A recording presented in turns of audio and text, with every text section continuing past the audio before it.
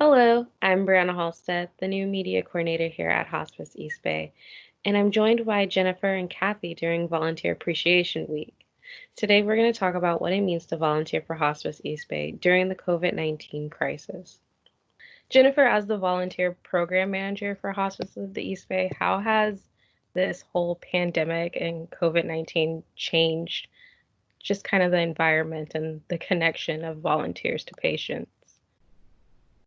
I don't think the connection has changed. I think the way in which volunteers connect has changed. I think they are still providing the same care and the same support.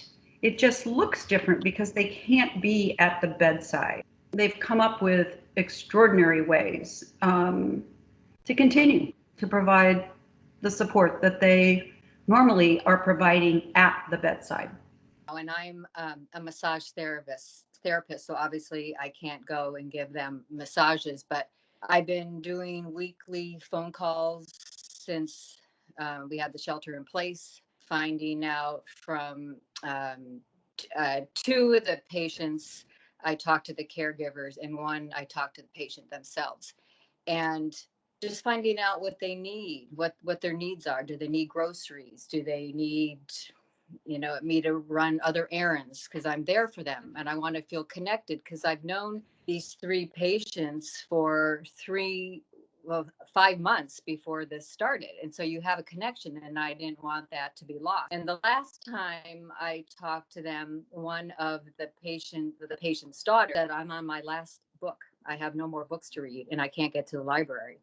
And I happen to have a little free library in front of my house. And I go the last day of book sales at the library, and for $2, I get a whole bag of books. So I said, I'm on it. I will drop you books off. And so I dropped off a care package of books and some homemade cookies. And then I made a poster. I put it on his bedroom window. It said, I miss you. And my other two patients, I made them some banana bread and some flowers from my house and put it on their doorstep. And this is all ways that I can try to make them feel like they're not alone, because these two caregivers of two of my patients can't get out. They don't get out of the house. So they're in the house 24/7. So anything I can do to make their life a little bit easier, and then stay connected with them, because we don't stop caring when we shelter in place. I have so many stories that I can't alight on one. I will say that one that stands out to me right now, because it's very current, is a volunteer who, like Kathy, made a sign.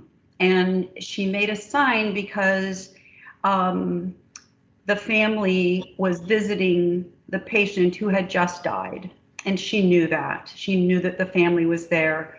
And she made this sign. We have a picture of her with the sign. And it is basically addressed to the wife, saying that it was such an honor for the volunteer to be able to support this patient, and that she was offering her condolences to the family for his death, and that the volunteer will definitely miss him.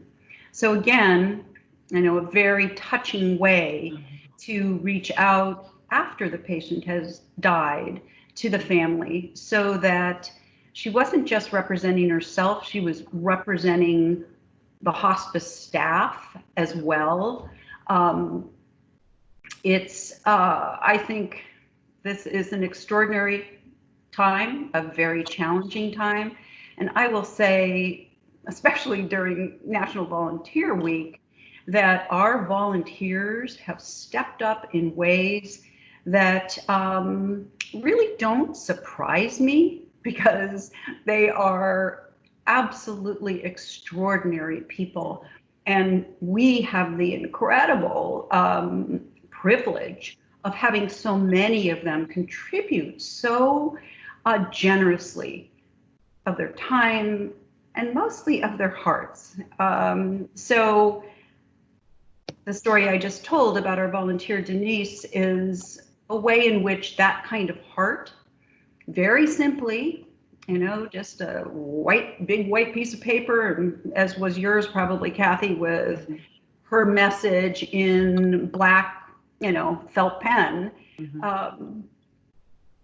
is how we can express to our families our care for the patient and for their loss.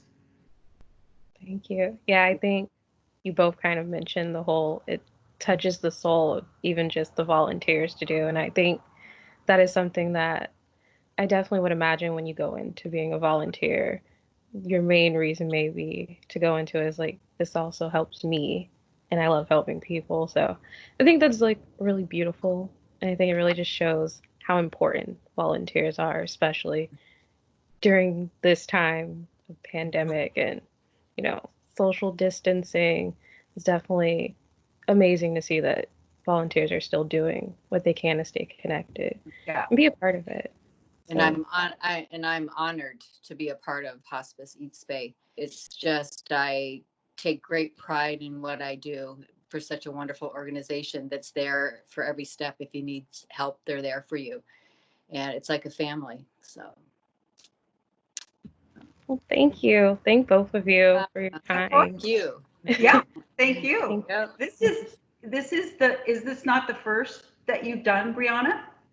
This is the first. You guys are my Yay! first Yes. interview. Very good. Yeah, it was nice Brianna, meeting you.